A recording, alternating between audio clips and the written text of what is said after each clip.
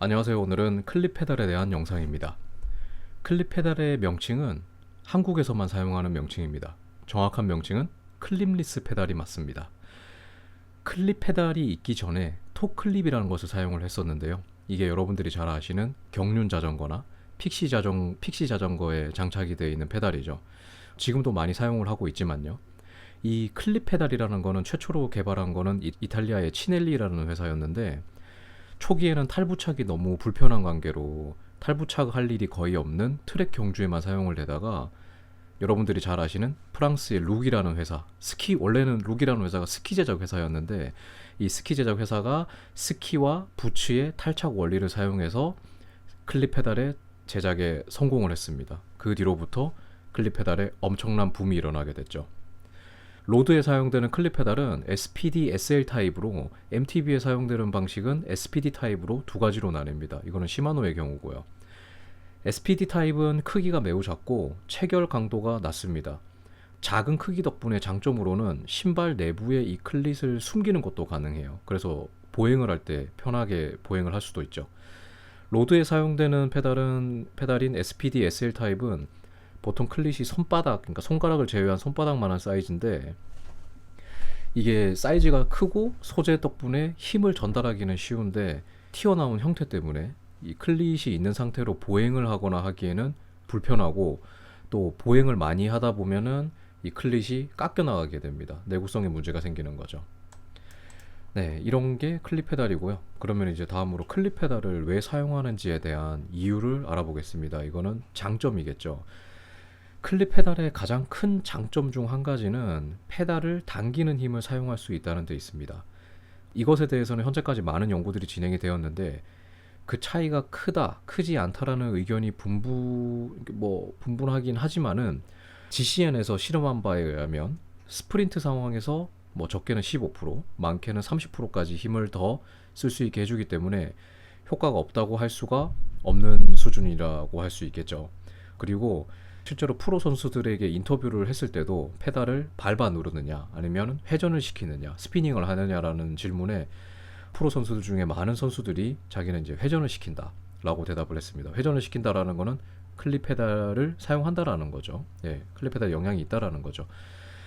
라이딩 시에 누르는 힘만을 사용하게 되면 또 그 대퇴근 한쪽 근육에만 피로가 누적이 되고, 이게 계속 그쪽에만 근육의 피로가 누적이 되면 회복할 시간이 없게 되는데, 당기는 힘을 섞어서 사용하게 되면 근육의 피로도도 줄이는데 효과가 있습니다. 하지만 너무 의식적으로 당기는 힘만 사용하게 되면 무릎 관절에 이제 무리를 동반하게 되거나 통증이 생길 수도 있으니까, 자연스럽게 사용하는 것이, 연습하는 것이 중요하다고 볼 수 있습니다. 둘째의 장점은 힘과 연관이 있지만, 힘과 연관이 물론 있는 거지만, 클립 페달을 사용했을 때 높은 케이던스를 사용할 수 있게 해줍니다. 발과 페달이 기본적으로 분리된 상태에서는 90에서 100 정도 케이던스, 꽤 높은 케이던스를 사용하다 보면 페달과 발이 순간적으로 떨어질 수가 있어요. 근데 클립 페달은 발과 페달이 기본적으로 완전 붙어 있기 때문에 높은 케이던스를 사용할 때 안정적으로 페달링을 할 수 있게 도와주는 거죠. 그래서 더 안정적으로 고속으로 페달링을 연습할 수도 있고 주행도 가능하고요. 또한 높은 케이던스를 사용해서 페달링을 해야 무릎에 오는 무리를 줄일 수 있기 때문에 이 부분도 중요한 부분이라고 생각이 됩니다. 셋째는 안전과 관련된 부분인데요. 제가 개인적으로 생각할 때도 로드바이크는 노면 상황에 아주 민감합니다. 아시겠지만 요철이나 작은 장애물들에도 자전거가 이제 흔들릴 수가 있는데, 이때 페달과 발이 붙어 있게 되면 페달에서 발이 이탈하는 걸 막아주게 돼서 안전하게 라이딩을 할 수 있게 됩니다. 특히 다운힐 시에 체중을 좀 뒤로 실은 자세라 이런 그런 자세를 취할 때, 그런 다운힐 자세나 아니면은 코너에서도 더 안정적으로 라이딩을 할 수 있게 도와주는 거죠.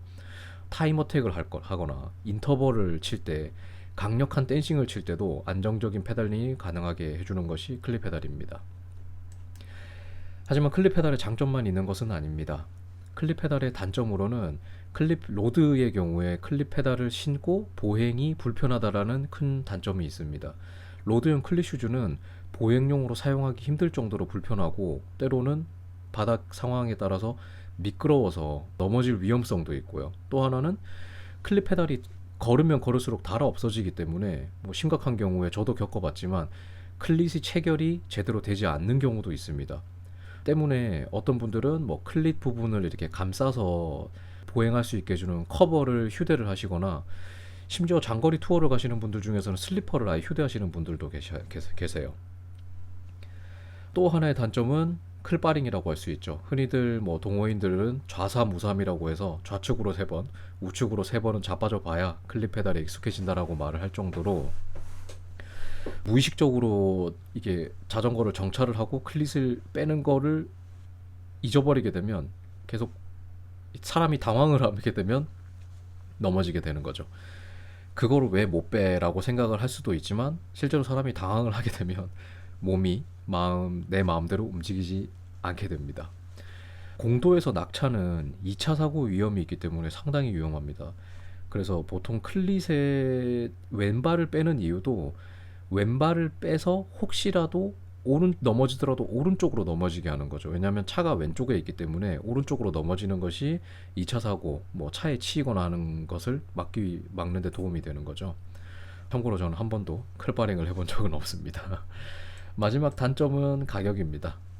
클릿은 페달만 해도 뭐 9만 원에서 뭐 거의 한 20만 원이 넘는 제품들이 많고 가장 저렴한 제품은 뭐 5만 원짜리도 있습니다.